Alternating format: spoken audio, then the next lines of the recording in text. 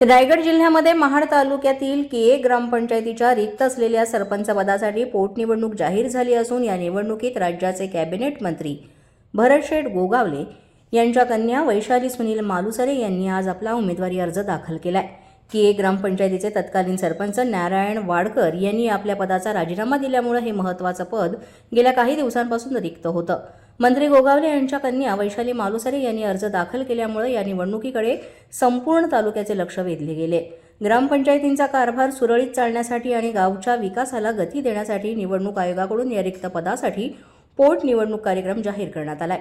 गावाच्या सर्वांगीण विकासासाठी आणि प्रलंबित प्रश्न मार्गी लावण्यासाठी आम्ही वैशाली ताईंच्या पाठीशी खंबीरपणे उभे आहोत अशी भावना ग्रामस्थांनी व्यक्त केली।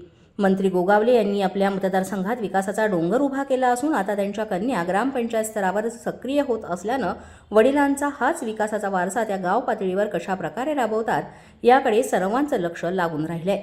वैशाली मालुसरे या पंचायत समिती निवडणूक लढवण्यासाठी इच्छुक होत्या, मात्र पक्षाकडून तिकीट न मिळाल्यामुळे त्यांनी निवडणुकीतून माघार घेतली। वैशाली गोगावले मालुसरे यांनी 5 वर्षांकरिता किये ग्रामपंचायतीच्या सदस्य म्हणून काम पाहिलं होतं। यानंतर त्यांनी थेट सरपंच पदासाठी निवडणूक लढवली, मात्र किरकोळ मतामुळे त्यांचा पराभव झाला।